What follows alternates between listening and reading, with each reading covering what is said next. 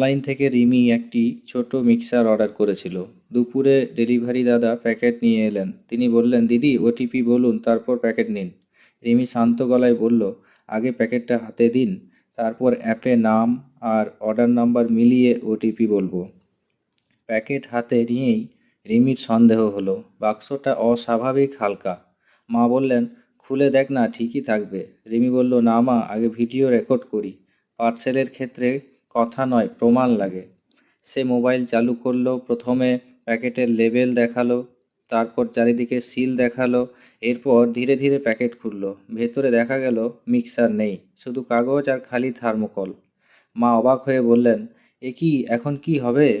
রিমি বলল, এখন প্যানিক নয়, এই ভিডিও লেভেলের ছবি আর অর্ডার নাম্বার দিয়ে অ্যাপে কমপ্লেন করব। সে সঙ্গে সঙ্গে ডেলিভারি অ্যাপে রিটার্ন কমপ্লেন করলো।